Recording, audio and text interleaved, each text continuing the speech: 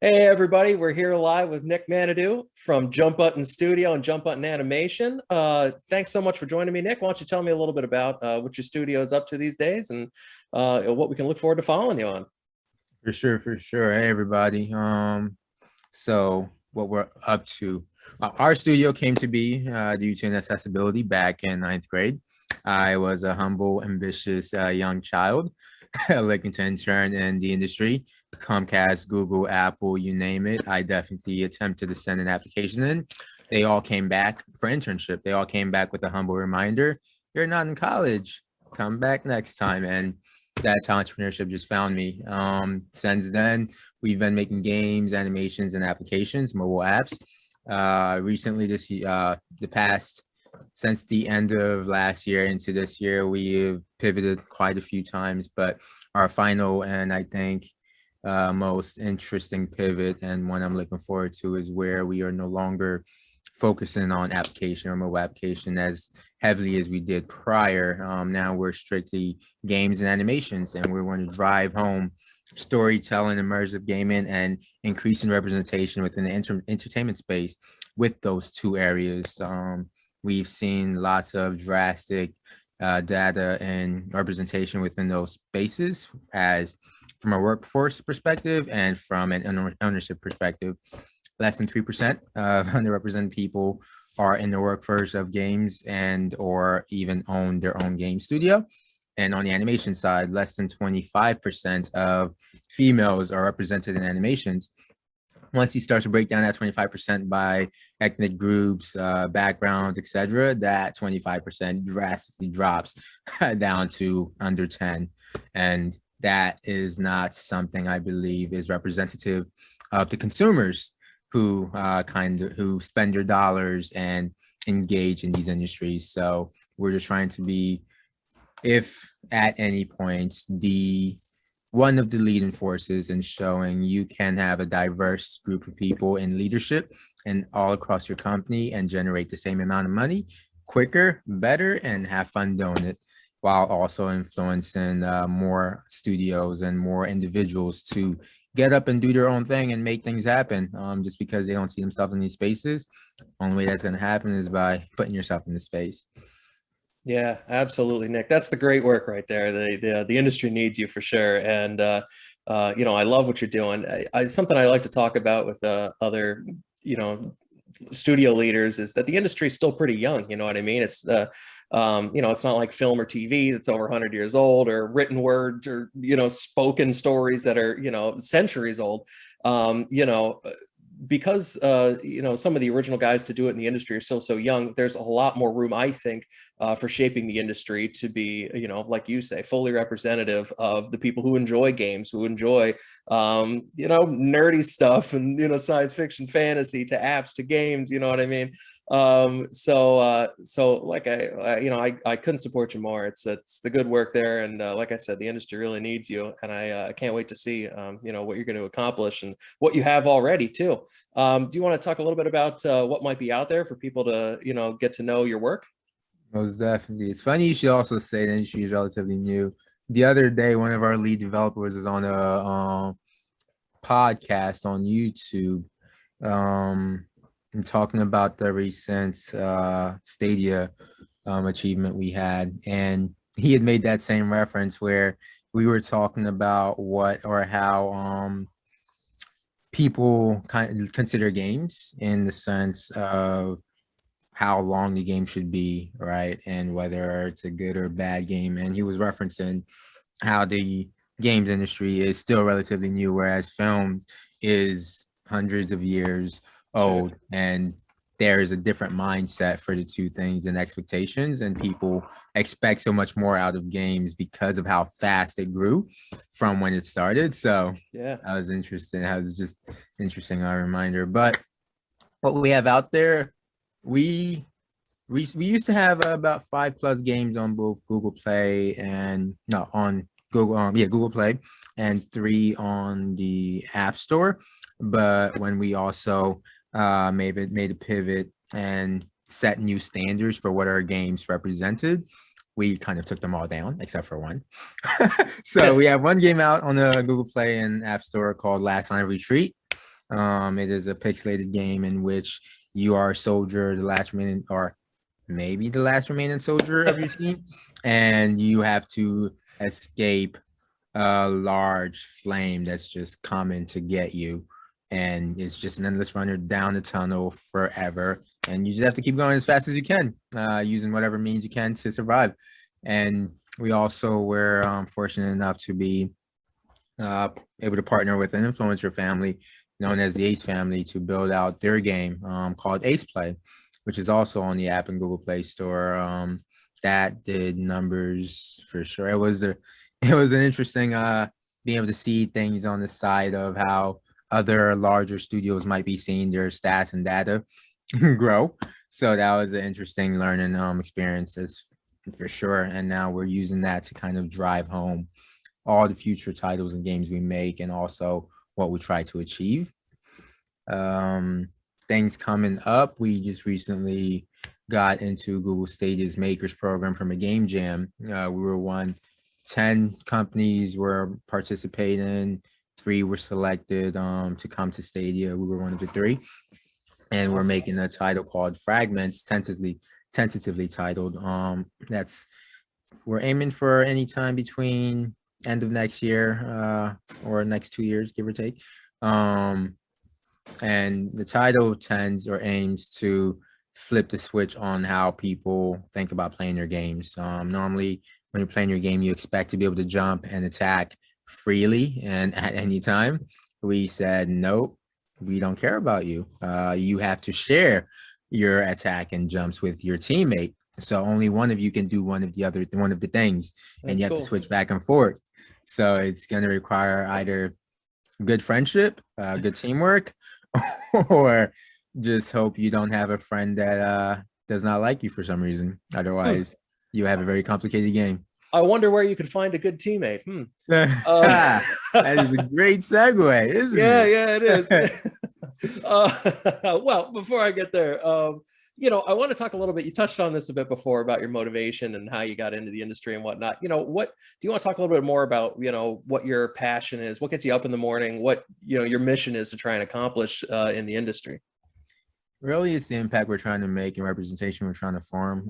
When you think about Philadelphia, you really don't think about anything game related, and you don't have any references. And especially if you are growing up out of Philadelphia and games are your passion, that means we're going to lose people from Philly to go to somewhere that does have gaming or game studios that they can apply to or work at. And we kind of want to, we want to become a staple here in Philly for individuals who are growing up playing games, loving games out of Philly to have a choice here in Philly, while also influencing representation abroad, nationally, globally, in the game space, not just to work with JumpButton Studio, but to also feel empowered to have your own titles and know there's a studio out there that is looking to publish yours because you might be underrepresented or because you might not have the means or access, or you might not be able to navigate the landscape that it would be required to get to some point of success or recognition.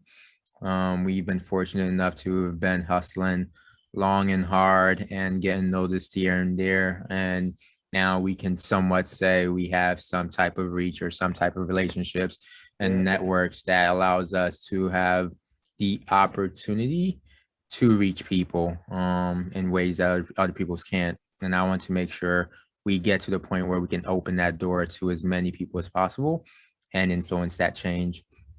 And then on the flip side, our team, we're very young. We are not rich. We are struggling for sure, but still striving to make a difference and make an impact and succeed.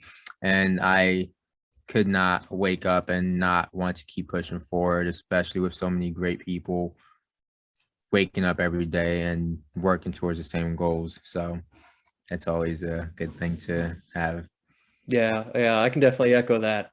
Thankful for the team, and it's always a driving force for me to get up and do well for them, and empower their success and their creativity too. So yeah, I absolutely feel you that, and thankful too. Yeah, and I totally echo all your sentiments about we're from Philadelphia too, and making an impact on trying to grow the scene here. And just I think Philly has a real potential for being a city that you and I were in a startup boot camp with Comcast, and we were talking about how the Philadelphia tech scene has like a real chance to be have its own flavor. You think about Silicon Valley, or a Seattle or Austin, that kind of thing. But I think there's this Philly entrepreneur scene that just has a different level of grit, different level of determination that's coming up, and I'm excited to be a part of it, and and be a part of it with people like you too. So I can't wait to see what we can all accomplish together. That is very true, especially knowing Comcast and others just invested over 50 million into a esports arena. That's right, So Fusion that Center. Yeah. exactly. So Yeah. on the side of gaming, there's a potential for Philly to definitely become the next, if not groundbreaking, but the next spot where people are looking at for game studios and or options in games they play, where as they play the games, oh, what studio make that?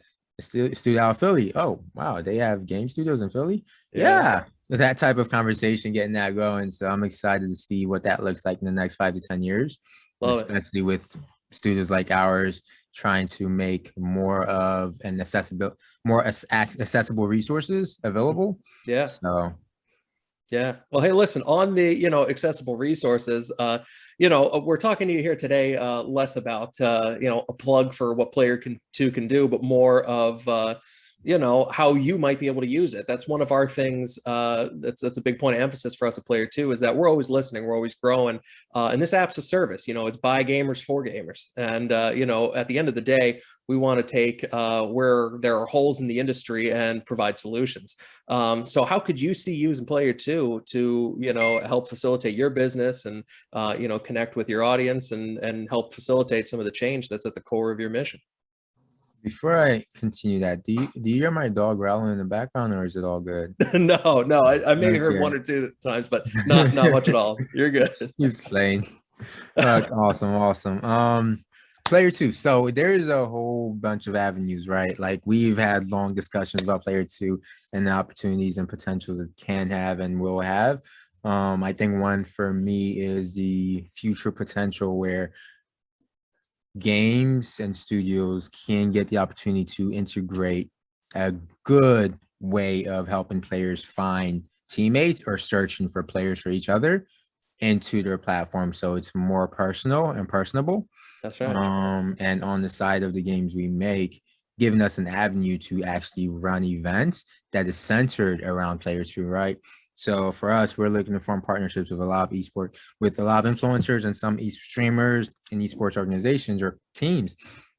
And with that, we can easily kind of run events with our game, or on launch day. Hey, if you want a chance to team up with XYZ from this esports team, right? Open up layer two, type this code in, right? And you, amongst other people, if you match what this esports player is looking for, you get a chance to like get matched with that person. Yeah. Those are all amazing opportunities to directly control kind of player grouping on the influencer side or marketing side or potential launch strategies. So there's so many potentials for how and what player two can do for gamers, studios, and given more access to the community to be able to play with each other and play with people they normally would not be able to play with. And I think that's one of the main things I'm definitely excited to explore and see. Especially with the titles we make, the more we're leaning more towards immersive storytelling, etc. So even looking at it from a point of view of streamers, I know Twitch allows integrating with Twitch, where streamers themselves can just tap into the Player 2 network, and while they're playing, if they're looking for players, tell their fans, yo, whoever is fast or first at typing this code into Player 2, you get to play with me, and you can like watch yourself pop up on that stream and stuff. All of those potentials is like, and not the big studios, they're not thinking about this. They're not going to go and improve their search algorithm or platforms to take into account what possibilities can exist. Only other potential platform I can see is Discord potentially doing that, because they just had an investment from Sony to integrate with PlayStation 5. That's So right. that's the only other community I can see potentially rivaling Player 2 in any way, shape, or form. But we don't know where their heads at, right? And I think Sure. we had has that opportunity to kind of lead the way and pave the way to unique ways to play, as well as find your teammates and play with people you normally would never play with, just based on your own personal preferences. Yeah, I mean, definitely to what you said, we even apps like Discord, Reddit, they're I think great apps that exist today to help gamers connect with their community, and obviously just straight up communication with Discord. And we love these apps, we use them. I think however, while we want to integrate as much as possible with the other apps that are out there, I think we want to try and consolidate a bit here. That's part of the Player Two's mission, is that instead of skipping around to Twitter and Instagram to follow your favorite content creators, or YouTube, and then you're going on to Discord and Reddit to chat about it, and then maybe you're using their an LFG app, Moot or something, to try and find people to play with. We'll put you all in one place, and sort of bring that community together. Some of my favorite stories I hear from gamers are that they met some guy playing, let's just say, Call of Duty 10 years ago, and he's from Australia, you know what I mean? And then he ended up coming to his wedding as a groomsman, but he's never met him in person before in his life. And they're just these really unique opportunities to make good friends, to find people that without some of that lens of knowing what people are about and what their background is, it just doesn't matter. You know what I mean? If you guys enjoy a game together, or maybe you enjoy the same fictional world, and you want to dive into Destiny or whatever together, and we want to enable that as much as possible, bring people together, especially in like kind of isolated year we had in the past year. I definitely hope that we're providing a solution that's meaningful to a lot of people. So yeah, I feel you, man. I can't wait to see what the potential is, what the opportunities are, and how we can grow this thing.